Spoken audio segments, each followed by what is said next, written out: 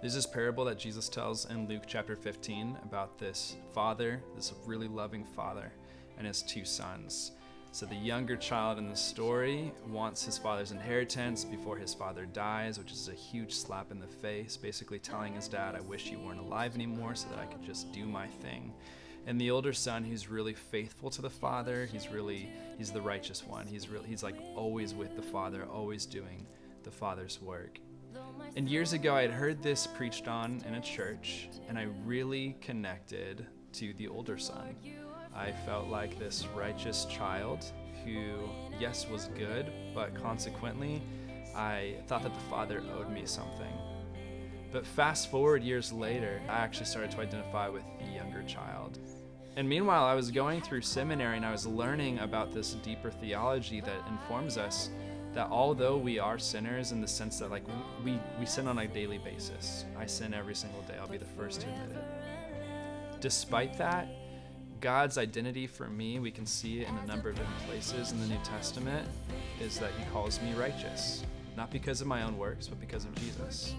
So I'm not identified by my sin. Instead, I'm identified as a son. I'm identified as a saint. I'm identified as a righteous one. So I remember when we started doing this song on Sundays, and Nathan shared that story about the parable of the father and his two sons.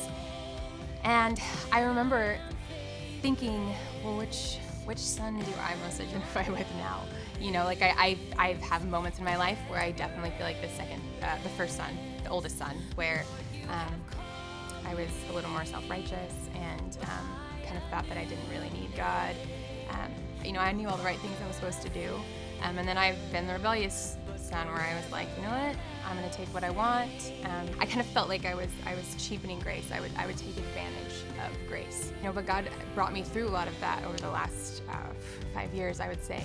And so then Nathan sends me this song and those words, that Sunday when he explained that story, I was like, okay, so how am I applying this to me right now? Like as I'm singing this, like what place is this out of? And I'm like, it doesn't matter if I can't fit myself into some type of box to have a cool testimony. That's the message in the heart of this song.